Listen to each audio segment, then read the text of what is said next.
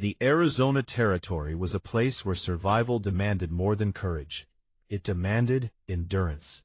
The desert could strip a person of everything: water, food, hope, even the belief that tomorrow would be better. For Clara Whitmore, however, the hardest thing she had ever survived was not the desert. It was being forgotten. For 3 years, Clara had lived alone at the edge of Red Hollow, a small settlement surrounded by dry hills, endless stretches of sand, and distant mountains that turned red beneath the evening sun. Her little house stood several miles from town. It had once belonged to her husband, Thomas, but after his death, the place had become almost worthless in the eyes of everyone except Clara. Thomas had died 3 years earlier during a cattle drive. When Clara first heard the news, she had refused to believe it. She remembered standing at the ranch gate for hours, staring down the dusty trail, convinced that Thomas would eventually return. She had imagined hearing his horse, seeing his hat above the horizon, and watching him ride home with that familiar smile. He never came. Instead, Clara received the small wooden box containing Thomas's personal belongings. That was all. There had been no body, no proper funeral, no final goodbye. Only a box. At first, the people of Red Hollow came to help her. Neighbors brought food. The preacher visited. Thomas's brothers promised they would protect her. But those promises disappeared quickly. Thomas had left behind debts Clara knew nothing about. His brothers claimed that the cattle belonged to the family. His former business partners wanted the remaining horses. Within months, Clara had lost nearly everything. She was left with the house, a small piece of dry land, and a few tools. The woman who had once believed she was surrounded by family suddenly discovered that she had been surrounded only by people interested in what her husband owned. Once the valuable things were gone, so were they. That was how Clara learned her first painful lesson about loneliness. People did not always leave because they hated you. Sometimes they left because you no longer had anything they wanted. Clara refused to surrender. She began working the land herself. Every morning before sunrise, she woke, dressed in the same faded blue dress, tied her long brown hair behind her head, and stepped outside. She chopped wood. She carried water. She repaired fences. She planted vegetables. She fed the chickens. She cleaned the house. Then she worked until the sun disappeared. Her hands became rough. Her shoulders became stronger. Her face lost the softness it had possessed when she first arrived in Arizona. But her spirit did not disappear. Still, survival became increasingly difficult. One summer the rain barely came. The creek dried. The crops failed. The chickens began dying. Clara started rationing food. One evening, she opened the cupboard and discovered only a small amount of flour, several beans, and one piece of dried meat. She counted everything carefully. She knew exactly how many meals remained. That night, she sat beside the fireplace and divided a small loaf of bread into 3 pieces. One for tonight, one for tomorrow, one for the day after. She stared at the 3 pieces for a long time. Then she whispered, 3 more days. She had said those words before. Too many times. Outside, the desert wind struck the wooden walls. Sand scraped against the windows. The roof made a terrible creaking sound. Clara pulled her shawl around her shoulders and looked toward the empty chair where Thomas used to sit. For a moment, she allowed herself to remember him. Then she forced the memories away. Remembering made loneliness worse. She went to bed early. But sometime after midnight, Clara heard something. A horse. She immediately woke. Her heart began pounding. Nobody visited her anymore. She slowly reached beneath the bed and pulled out Thomas's old rifle. The sound came again. A horse approaching. Clara moved toward the window. Through a narrow opening in the curtain, she saw a dark horse standing near the fence. A man sat on its back. He was tall, broad-shouldered. His long black hair was tied behind his head. He wore buckskin clothing and carried himself with the calm confidence of someone accustomed to danger. Clara's first thought was simple. Trouble. The rider dismounted. His boots touched the ground. Then he walked toward the house. Clara raised the rifle. The stranger stopped several feet from the door. He did not attempt to come closer. A deep voice came through the darkness. "Do not be afraid." Clara's grip tightened around the rifle. "Who are you?" The man paused. "My name is Takoda." The name immediately frightened her. Clara had heard stories about Apache warriors. Some were exaggerated. Some were cruel lies. But in Red Hollow, people spoke about Apache men as though every one of them was a threat.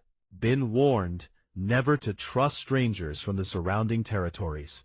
She pointed the rifle toward the door. "What do you want?" "I saw smoke from your chimney." "That doesn't answer my question." Takoda remained calm. "I need shelter from the storm." Clara looked outside. The wind had become stronger. Dark clouds covered the sky. A storm was approaching. Still, she refused to lower the rifle. "You can find shelter somewhere else." Takoda looked toward the house. Then he looked at the small woodpile beside it. "You have very little firewood." Clara frowned. "How do you know?" "Because I can see it." She remained silent. Takoda continued. "You have no horse." "I know." "Your roof is damaged." "I know." "Your water barrel is almost empty." "I know." Clara became irritated. "Then why are you telling me?" "Because you are trying to survive alone." Those words struck harder than she expected. Clara stared at him. For 3 years people had looked at her house. They had seen a widow. They had seen poverty. They had seen weakness. But Takoda was the first person who seemed to see the struggle underneath it all. She opened the door slightly. "Are you going to hurt me?" "No." "How do I know?" "You don't." His answer surprised her. Most men would have tried to convince her. Takoda did not. He simply accepted that she had every reason to be cautious. Finally, Clara stepped aside. "Stay near the door." Oda nodded. He entered. The moment he crossed the threshold, Clara expected him to inspect her possessions. Instead, he looked around the room. There was almost nothing. A table, 2 chairs, a small fireplace, a bed, a few shelves. The house told the story of 3 difficult years. Takoda noticed the empty cupboards. He said nothing. Then he placed a small leather sack on the table. Clara looked at it suspiciously. "What is that?" "Food." "I don't need charity." Takoda shook his head. "It isn't charity." "What is it?" "I have more than I need." Clara looked at him. "You expect something in return?" "No." "Then why give it to me?" Takoda answered simply, "Because you need it." Clara did not know how to respond. For 3 years, every offer had carried a price. This one apparently did not. She opened the sack. Inside were dried beans, corn, and meat.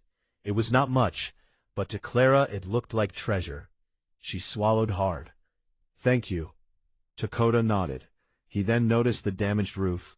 "You should repair that before the storm." "I can't." "Why?" "I don't have the tools." Takoda looked toward the wall. "You have a hammer." Clara stared. "How did you know that?" Takoda almost smiled. "Because it is hanging behind you." For the first time in weeks, Clara almost laughed. The stranger noticed. "You should laugh more." Clara looked away. "I've forgotten how." Takoda's expression softened. "Then perhaps it is time to remember." The storm arrived before dawn. Takoda remained near the fireplace. He never moved closer to Clara. He never asked uncomfortable questions. He simply stayed. When morning came, Clara woke to find the stranger gone. She stepped outside. Then she stopped. Her woodpile was larger. The broken section of her fence had been repaired. The roof had been temporarily secured. Beside the door sat the empty food sack. Clara looked toward the horizon. Takoda was nowhere to be seen. She did not understand why he had helped her. She did not understand why a stranger had noticed things the people of Red Hollow had ignored for years. But something had changed. For the first time in 3 years, Clara did not feel completely invisible. What she did not know was that Takoda had not discovered her house by accident. For several weeks, he had been tracking a group of thieves moving through the territory. Cattle had disappeared from nearby ranches. Horses had been stolen. Travelers had been attacked. Takoda had followed their tracks into the area around Red Hollow, and while searching the desert, he had noticed Clara's isolated ranch. He had also noticed something else: fresh tracks near her property. Men had been watching her. They had discovered what the townspeople already knew. Clara was alone, and to dangerous men, a woman living alone represented an easy target. Takoda knew better. As he rode away that morning, he looked back at Clara's small house. He had seen enough. The woman inside was not weak. There was a difference. And Takoda had decided that he would not allow anyone to take advantage of her. Clara believed the stranger had simply passed through her life. She was wrong. That night when she went to sleep, she did not know that the Apache who had walked through her door would soon become the person who changed everything. She did not know that the men watching her would return. She did not know that her greatest battle was approaching.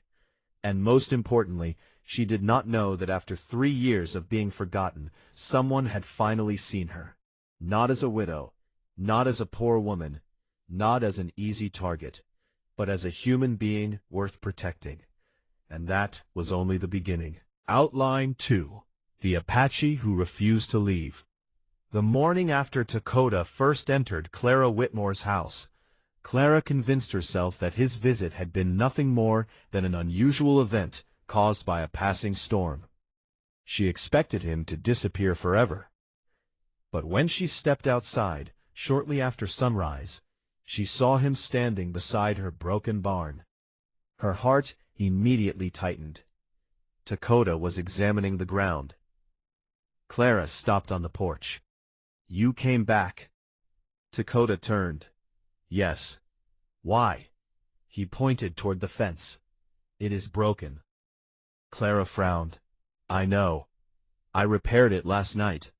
"I know. It is broken again." Clara walked closer. Only then did she notice the fresh hoofprints in the dirt. There were several.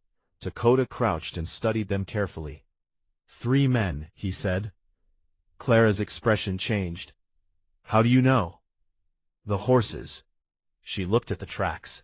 To her they were simply marks in the dirt. To Takoda they seemed to tell a story. "How long ago?" she asked. "Yesterday." "Why were they here?" Takoda stood. "I don't know." Clara felt a coldness move through her. "Are they coming back?" Takoda looked toward the distant hills. "Probably." For 3 years, Clara had survived storms, hunger, debt, and loneliness. But now she realized that her isolation could make her vulnerable to something much worse. Men had discovered that nobody was protecting her. She looked at Takoda. "You said you were tracking someone." "Yes." "Men stealing cattle." Clara swallowed. Could they be the same men? They could. Fear appeared in her eyes. Takoda noticed. "They won't take anything from you." Clara shook her head. "You can't promise that." Takoda looked directly at her. "I can promise that I will try." That answer was different from what Clara was used to hearing. People in town had made promises when it benefited them. Takoda promised nothing beyond his own effort. He did not claim to be invincible. He simply intended to stand beside her. Over the following days, Takoda remained near Clara's property. At first, she found his presence irritating. She was accustomed to doing everything alone. She did not know what to do with a man who simply appeared and began repairing things without asking permission. He fixed the fence. He strengthened the barn door. He repaired the water trough. He checked the well. He taught Clara how to recognize fresh tracks. One afternoon he pointed toward a patch of grass near the edge of the property. "Look." Clara crouched. "What am I looking for?" "The grass." She studied it. "It looks normal." Takoda shook his head. It was stepped on. By a horse? Yes. How can you tell? The stems are bent in one direction. Clara looked closer. She finally saw it. Someone had been watching the ranch. How many? 3. When? Yesterday. Clara stood. Why are they watching me? Became serious. Because they believe you are alone. Those words stayed with Clara. For 3 years, everyone had believed the same thing. The difference was that Takoda did not use her loneliness against her. He intended to protect her because of it. As the days passed, Clara began to trust him. Not completely. Not immediately. Trust had been damaged too deeply. But slowly. Takoda never entered the house without permission. He never demanded anything. He never spoke to her as though she were helpless. When Clara struggled to carry a heavy bucket, he offered help. When she refused, he simply stepped back. One evening, Clara asked him why. Why don't you get angry? About what? When I refuse your help. Takoda looked at her. You survived 3 years without me. Clara lowered her eyes. That doesn't mean I wanted to. I know. That was all he said. But those words reached deeper than any speech could have. Clara had spent 3 years pretending she did not need anyone. Takoda was the first person to understand that pretending was not the same as being strong. Their friendship gradually became something warmer. Clara began preparing coffee for him each morning. Takoda started bringing things he found during his travels. One day, he returned with a small collection of wildflowers. Clara stared at them. What are those for? They reminded me of you. She almost dropped the cup in her hand. Why? They survive where they should not. Clara looked at the flowers. For the first time, she realized that Takoda did not see her as broken. But, while their bond grew stronger, danger grew closer. Silas Boone, a former ranch hand who had once worked for Thomas Whitmore, had begun watching Clara's property. Silas knew the ranch had valuable land. He also knew Clara had little legal protection. He believed that if he frightened her enough, she would abandon the property. He began spreading rumors. He told people in Red Hollow that Clara was working with Apache raiders. He claimed Takoda was dangerous. Soon, people stopped speaking to Clara. The storekeeper refused her credit. Men in town stared whenever she entered. Even the preacher warned her that she was bringing trouble upon herself. Clara returned home furious. Takoda was sitting near the barn. They believed the lies, she said. Takoda looked at her. People believe what makes them comfortable. Clara stared at him. What does that mean? She asked. It is easier for them to believe you are dangerous than admit they abandoned you. That truth hurt. Clara sat on the porch. I thought things were getting better. They are. How? You are no longer pretending. She looked at him. What if staying with me makes things worse for you? Takoda remained silent. Maybe you should leave. Do you want me to? Clara opened her mouth. Nothing came out. Takoda waited. Finally she whispered, No. Then I will stay. Her eyes filled with tears. You don't understand. I understand. They could hurt you. They could hurt you. She looked away. That is what I'm afraid of. You have been afraid for 3 years. Clara looked at him. You don't have to be afraid alone anymore. The sentence broke through the wall she had built around herself. She began crying. Takoda did not touch her. He simply remained beside her. That was what Clara needed. Not someone to rescue her. Someone willing to stay. Weeks passed. Then, one evening the danger finally arrived. The sun was setting when Clara heard horses. She immediately knew something was wrong. Takoda stepped outside. 4 riders were approaching. Silas Boone was at the front. He stopped near the fence. Clara! She stepped onto the porch. What do you want? Silas laughed. You know exactly what I want. This land belongs to me. Your husband owed money. That doesn't make it yours. Silas dismounted. You don't have anyone to defend you. Takoda stepped forward. I am here. Silas's expression hardened. I warned you, Apache. Takoda remained calm. So did I. Silas raised his rifle. Clara's heart began pounding. But she did something she had never done before. She stepped beside Takoda. Not behind him, beside him.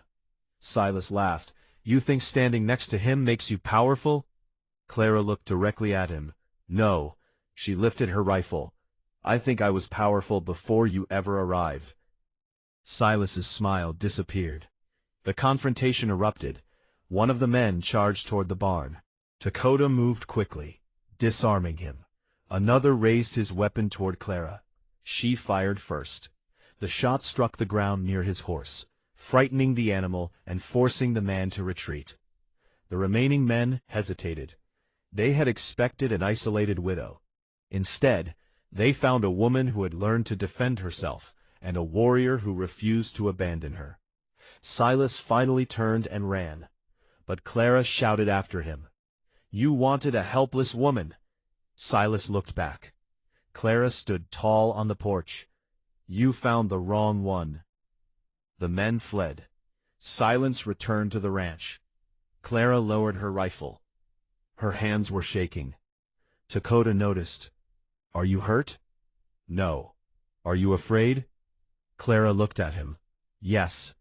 Takoda nodded. Good. She frowned. Good? Fear keeps you alive. Clara smiled weakly. You always have an answer. Usually. She laughed. It was the same laugh Takoda had heard on his first night, but now it was different. Then Clara realized something. For the first time in 3 years, she had not faced danger alone. She had stood beside someone. And she had discovered that accepting help did not make her weak. It made her stronger. Takoda had never taken away her courage. He had helped her remember that she had it. And somewhere between repaired fences, shared meals, quiet conversations, and dangerous nights, something deeper had begun growing between them. Neither of them said the word yet, love, but it was already there, quiet, patient, unavoidable. And Clara knew that the man who had once appeared at her door during a storm had changed her life forever. She simply did not yet know how much, because Takoda still had a secret. He had not planned to remain in Red Hollow.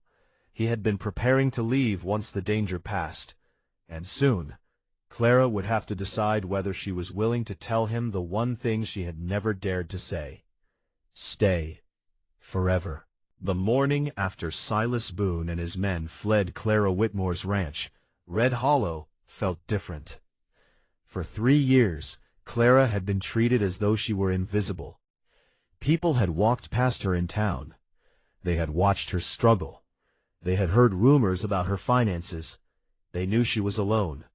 Yet very few had ever asked whether she was all right. Now, everything had changed. Silas's attack had exposed the truth. The man who had spent weeks spreading rumors about Clara had been stealing cattle. The men who had frightened her had not been protecting the town. They had been using fear to take advantage of a woman they believed had nobody to defend her. And Takoda had been tracking them all along. When the sheriff finally investigated the stolen cattle, several animals were found hidden on property connected to Silas. The accusations against Takoda began to disappear. Some townspeople even came to Clara's ranch to apologize. The storekeeper who had refused her credit suddenly offered her supplies. The preacher who had warned her about Takoda now claimed he had always believed Clara was a respectable woman. Clara listened to them all, but she no longer cared. 3 years of loneliness had taught her something important. An apology could not erase 3 years of abandonment. She did not need Red Hollow's approval anymore. She had survived without it. And now she had something more valuable than approval. She had confidence in herself. One afternoon, Clara stood beside the new fence Takoda had built. She ran her fingers across the smooth wood. Everyone seems to like you now. Takoda looked toward town. They like the story. What story? That I am not dangerous. Clara smiled. You never were. Takoda looked at her. I was afraid of what I had heard. And now I know the difference. Takoda smiled faintly. What difference? Between what people say about a man and who that man really is. The words stayed between them. Their relationship had changed during those difficult weeks. They were no longer strangers. They were no longer simply two people sharing the same piece of land. They had become companions, friends, something more. Neither had said it aloud, but both could feel it. Takoda began spending more evenings at the ranch. Sometimes they talked for hours. Sometimes they sat in silence. Clara discovered that silence with Takoda did not feel empty. It felt peaceful. One evening she asked him about his childhood. He told her about the mountains, about his people, about learning to ride before he was old enough to understand fear, about losing people he loved, about the years he had spent traveling through the territory. Clara listened. She realized that Takoda carried loneliness too. He simply carried it differently. "You understand me," she whispered. Takoda looked at her. "I understand what it means to lose people." Clara looked down. "I thought I was the only one."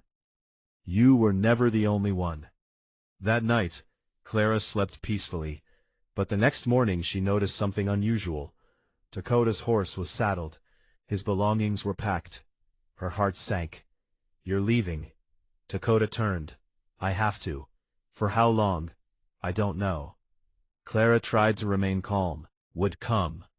"Yes." She nodded. "Of course." But her voice betrayed her. Takoda noticed. He stepped closer.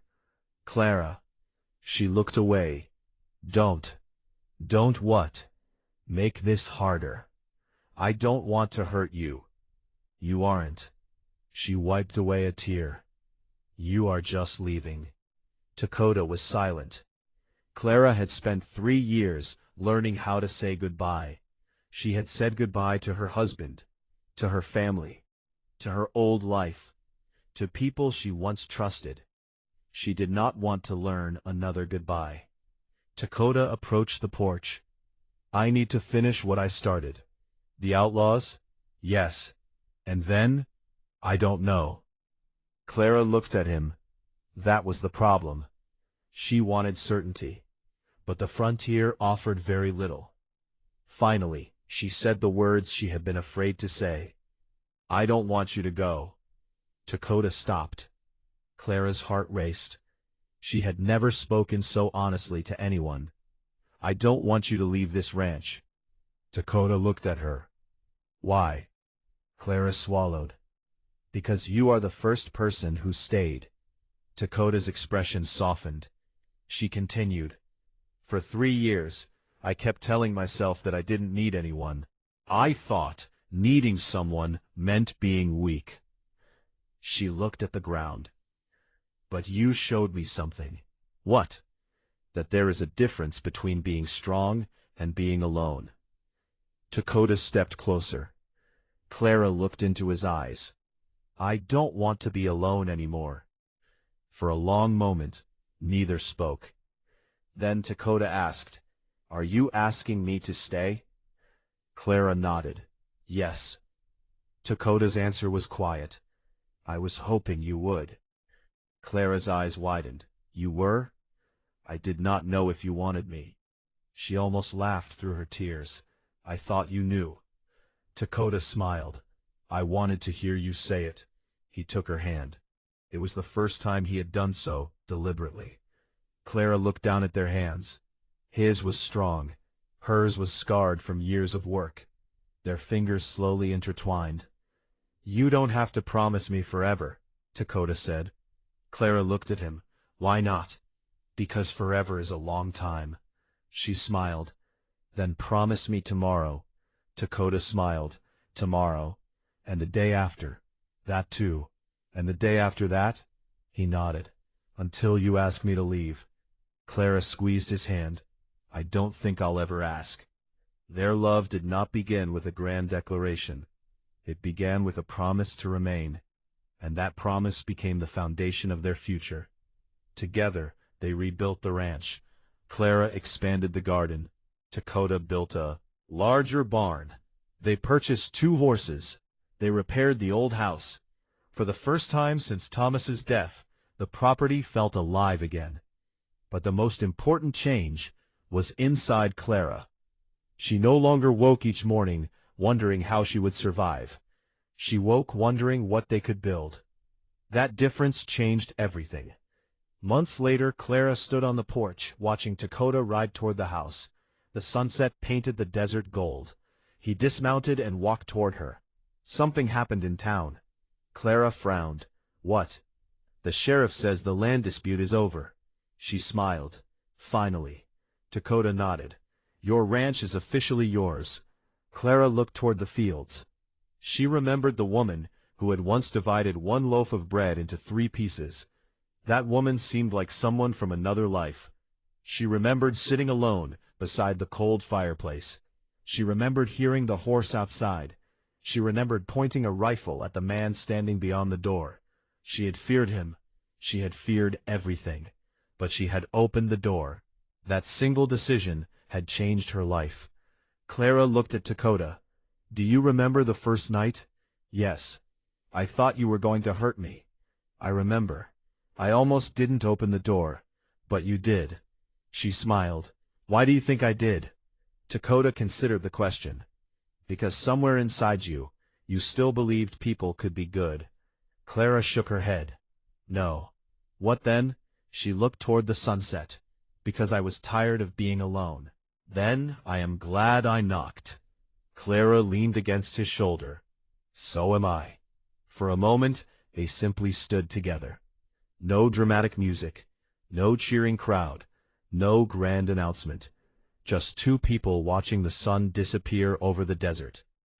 Clara finally understood what her 3 years of loneliness had taught her. Being forgotten did not mean being worthless. Being abandoned did not mean being unlovable.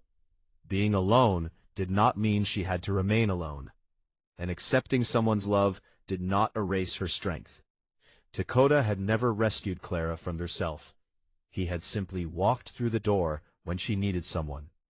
He had helped her repair the fence. He had shared his food. He had stood beside her when dangerous men came. But Clara had done the rest. She had survived. She had fought. She had rebuilt. She had opened her heart. And now she had a future. A few weeks later, Clara and Takoda married quietly. There was no enormous ceremony, no crowded church, no need for the approval of Red Hollow. Only a few trusted people gathered beneath the open western sky. Clara wore a simple cream-colored dress. Takoda wore traditional buckskin clothing. When he took her hand, Clara smiled. The woman who had once believed nobody cared was now standing beside the man who had refused to leave. The ceremony was simple, but to Clara it meant everything. That evening, after everyone had gone, she and Takoda returned to the house. Clara stopped at the doorway, the same wooden frame, the same place where she had first seen him. She looked at it for a long moment. Takoda noticed. She smiled. 3 years ago, I thought this door was keeping the world out. And now, she turned toward him. Now I know it was waiting for someone to walk through it. Takoda smiled. He held out his hand.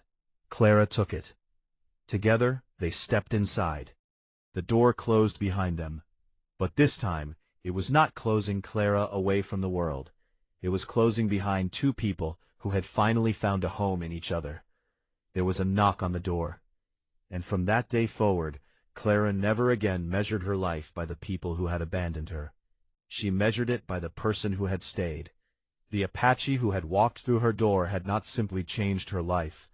He had reminded her that even after 3 years of darkness, one unexpected knock could lead to a completely different future. Sometimes the person you fear is the person who teaches you trust. Sometimes the stranger who enters your life becomes family. And sometimes the door you thought was keeping you trapped becomes the doorway to the life you were waiting for. For Clara Whitmore, that door had opened on a stormy night, and she would never close it again.